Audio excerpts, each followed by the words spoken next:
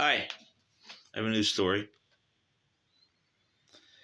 Your last car is a black Ford F-150, crackled over the radio. Isaiah looked up from his cell phone and watched as the black truck passed him.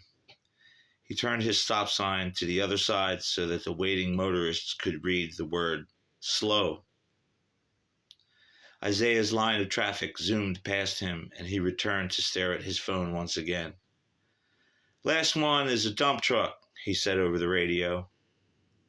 Copy that, the radio replied.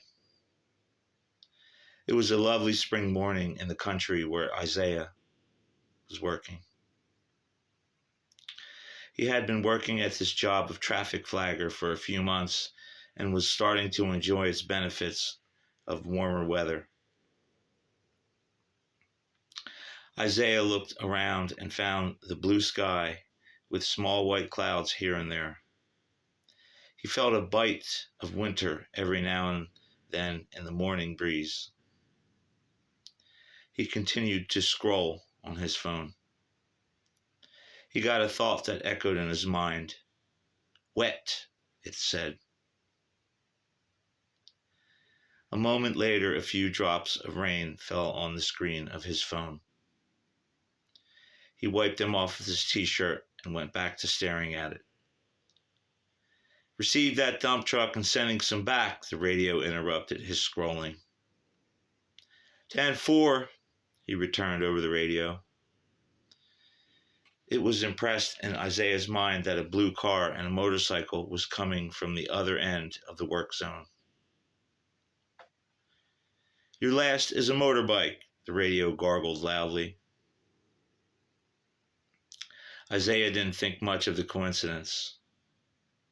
A car passed him and then the motorcycle. The moto's loud exhaust caused Isaiah to look up from his cell phone.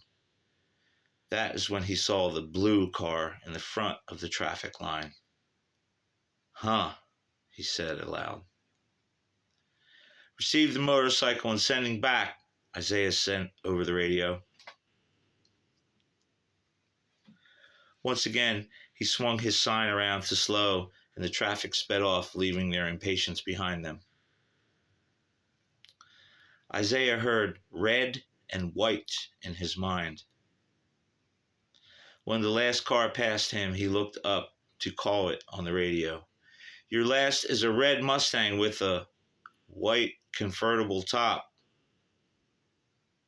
Isaiah tracked the car suspiciously as it passed, as if it were the source of his knowing. He stared back at his phone. I got your Mustang and I'm returning traffic. Just a black BMW, the radio informed. 10-4, Isaiah called back. He then returned to his mindless activity of searching for entertainment on his mobile phone. Once again, his mind heard money, and he thought nothing of it. Perhaps it was a prompt for him to worry about his bills. He continued to scroll. The BMW passed, and Isaiah looked up and read money on the car's personalized license plate. What in the world? He said out loud to himself. I'm clear, he said over the radio. Copy that, I'll send my line, his partner returned. Isaiah put his phone in his pocket and scanned the hill across the road from him. He saw some cows grazing on the grass and a donkey among them. He wondered what it was like to own a farm and if it was difficult to care for those animals. He noticed small white chickens further off towards the farmhouse that sat on the hill next to a huge oak tree with sprawling limbs that spread out reaching towards the sky. His eyes followed the branches up into the blue sky.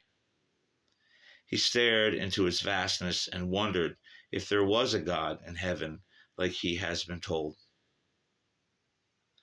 His logic always argued with his heart when this question popped into his mind. Isaiah was lost in this very argument when his mind was impressed with the feeling that he shouldn't step back that he should step back off of the white line on the road and onto the grass behind him. He did so while still looking up at the sky. A second later, a pickup truck and a line of cars passing him had a tree branch sticking out of its bed that hit the stop sign that was standing in the cone right next to where Isaiah had been standing. The plastic sign shattered and bits of plastic went everywhere. The truck raced off, leaving a cloud of black diesel smoke. Isaiah called out on the radio, "Hey, that truck just destroyed my sign and nearly took my head off if it wasn't." He stopped and remembered the voice that impressed him to step out of the way of danger that he did not know was coming. He then remembered all the other times it had happened. He remembered money on the car's license plate. He recalled the red and white sports car. He remembered wet before it rained on his phone. Isaiah looked to the heavens and thanked God for his providence and direction to step back. In his heart, he felt a feeling of love wash over it. In his mind, he felt secure knowing that coincidence was only a notion now that these events had happened. In his soul, he felt gratitude for the blessing of hearing a God that he did not know yet. In his spirit, there was a buzzing of truth that chased away all doubts that he was alone in the world. Isaiah knew right then that God is real, and there alongside that country road is proof of God's guidance in the form of a shattered sign that once read, "Stop." Shalom.